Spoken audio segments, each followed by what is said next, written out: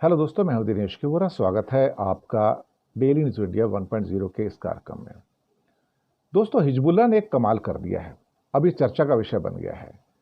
कुछ साल पहले हिजबुल्लाह ने दरअसल कुछ मिसाइल्स को सीज किया था इजराइल से, और वो मिसाइल जो थी आलमास मिसाइल्स थी। वो उन्होंने ईरान भेज दी। ईरान में उन्होंने इसका रिवर्स इंजीनियरिंग किया। रिवर्स इंजीनियरिंग करके उन्होंने ये सारा का सारा नया मिसाइल सिस्टम एक डेवलप कर लिया। अब कमाल की बात है कि रिवर्स इंजीनियरिंग के द्वारा बनाया गया ये डेडली मिसाइल जो है, जिसकी बहुत लंबी दूरी नहीं है, मुश्किल से ले दे के 15-20 किलोमीटर की मार है, 25-30 किलोमीटर की मार है इसकी। लेकिन लेबनान का जो बॉर्डर है, जहां पर इसराइल की आर्म फोर्सेस की सारी फॉर्मेशंस हैं, ये उनको अच्छे ढंग से हिट कर रहे हैं और बुरी तरह से हिट कर रहे हैं। इसराइल को समझ में नहीं आ रहा है कि भाई ये हो क्या रहा है, कि ये इसके पास इतने मॉडर्न वेपनरीज जो हैं हिजबुल्लाह के पास आए कहां से हैं।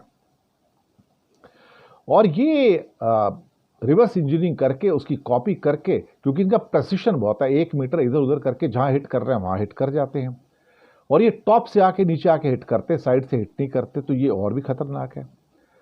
अब Hezbollah is firing the rebranded Almas missile at Israeli military bases, communication systems and air defence launchers with the precision and power to pose a significant challenge for the Israeli military bases. अब Iran जो उसके proxies हैं, उन्होंने weapons को clone करना शुरू कर दिया है। यानी कि जैसा इजराइल यूज कर रहा है उसकी क्लोनिंग करते हैं, और क्लोनिंग करके उसका सेम टाइप की मिसाइल्स बनाने में तैयार हो गए हैं। ये जो है इजराइल के लिए बुरी न्यूज़ है। और इजराइल की जो खास तौर से जो सरकार है, उन्होंने एक इमरजेंसी मीटिंग बुलाई, सुना है इसके लिए कि भाई ये क्या चीज़ है, इतना डेडली मिसाइल इनके पास कहाँ से आ गए हिजबुल्लाह के पास। उन्हें तो यकीन नहीं आया कि हिजबुल्लाह इस किस्म की अल्मास मिसाइल यूज़ कर सकता है। अल्मास का मतलब अरबिक या पर्शियन में डायमंड होता है, यानी कि हीरा होता है। अब अल्मास मिसाइल एक एग्जाम्पल है कि the increasing use of Iranian engineered weapons, rather reverse engineered weapons rather कहा जाए तो, that is fundamentally altering the regional power dynamics. ये वहां पर जो डायनामिक्स है, सारी की सारी जो टेक्सचर है वॉर का, उसको चेंज कर रहा है। एक वहां के एक एक्सपर्ट हैं, वो कहते हैं कि what was once a gradual spread of the older missile generations has transformed into the rapid deployment of cutting edge technology across active battlefields. तो Almas missiles are among the Hezbollah weapon stockpiles, जो Israel ने capture भी किया था। और वो भी हैरान हो गए कि इनके पास ये हालमास मिसाइल्स कहाँ से आई। अब ये मिसाइल अगर कुछ साल पहले तक कामयाब थी, तो ये आज भी कामयाब हैं। तो इसका मतलब ये हुआ कि हालांकि हिजबुल्लाह के पास तो Russian design Kornet anti tank missile से जो यूज़ कर रहे थे, अब इसका मतलब ये हुआ कि हिजबुल्लाह के पास ये जो नई कैपेसिटीज़ हैं, जिसके द्वारा वो जो आर्म फोर्सेस की जो फॉर्मेशंस हैं, ख़ास तौर से इसराइल की बॉर्डर के ऊपर, और ये उनको बहुत बुरी तरह से हिट कर सकते हैं। ये उनके टैंक्स को, बख्तरबंद गाड़ियों को, और एक ही साथ में 40-50-100 फौजियों को वहाँ पर ब्लास्ट करने के लिए काफ़ी हैं। तो इसराइल इससे डर गया, और उसके अब उन्होंने एक किस्म से कहा जाए तो मीटिंग बुलाई है, भाई ये इनके पास कहाँ से मिसाइल्स आई हैं। लेकिन ईरान ने मिसाइल टेक्नोलॉजी के अंदर बहुत बड़ी सलाहियत या एक्सपर्टीज हासिल कर ली है, और रिवर्स इंजीनियरिंग के द्वारा जो कर रहे हैं वो अपने आप में कमाल की चीज़ है। इसके अलावा जो ईरान ने जो ड्रोन्स बनाए हैं अपने रिवर्स इंजीनियरिंग के द्वारा, उसके अंदर भी एक बहुत बड़ी एक किस्म से कामयाबी हासिल की है। और ये सारी की सारी चीज़ें जो हैं, या अब इसराइल के लिए थ्रेट है। The Almas has threatened Israeli units and equipments near Lebanese border, and Israel's defence official they also admitted yes, कि कुछ ना कुछ तो ये है।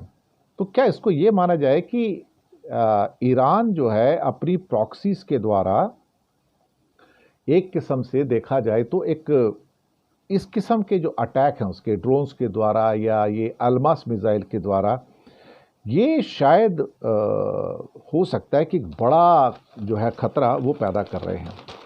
इसके अलावा हिजबुल्लाह ने करीब करीब इसराइल के अंदर 250 जो है रॉकेट्स छोड़े हैं, जिनको प्रोजेक्टाइल्स भी कहा जाता है।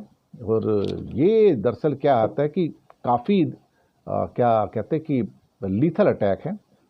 Attack was one of the largest Hezbollah has mounted against Israel since the Lebanese militant group started firing on the Israel last year in solidarity with the Hamas in the Gaza Strip. तो ये एक किस्म से कहा जाए तो ये जो हो रहा है अब तो ये वॉर और बढ़ती चली जा रही है। लेकिन एक बात जो इसमें निकल के आ रही है कि कहीं से भी हमास और हिजबुल्लाह जो घुटने टेकते नजर नहीं आ रहे हैं।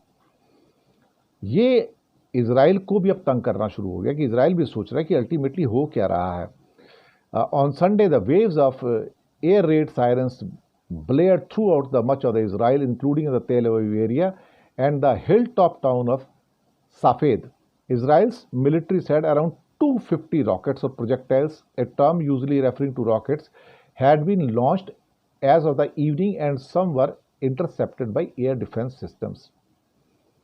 अब उनका कहना है कि इससे काफ़ी लोग घायल हुए हैं वहाँ पर इजराइल के अंदर और उसकी इमेजेस भी आई हैं। अब समझ में नहीं आ रहा कि भाई ये वॉर किस दिशा में जा रही है, क्योंकि एक बात तो अब मुझे भी अब यकीन होना शुरू हो गया है कि ये वॉर भाई ख़त्म होने वाली नहीं है। और जो ख़ास तौर से इसको ये कहा जाए कि जो हथियारों की जो सप्लाई है वो तो भाई अब लगातार होती चली जा रही है, वो तो बंद होने का नाम बिल्कुल भी नहीं ले रही है। तो मुझे नहीं लगता कि वॉर अभी रुकेगी और इजराइल को भी एक लंबा जो क्या कहते हैं ना कि वही बंकर में जाना, अपने आप को बचाना, ये अब चलता रहेगा। ये इतनी जल्दी वॉर ख़त्म होने वाले नहीं और बाइडन तो ख़त्म नहीं करेंगे, उसके बाद ट्रंप भी शायद ये वॉर ख़त्म ना करें। तो हालात अच्छे सुधरते होते हुए दिखाई दे नहीं रहे हैं। शुक्रिया।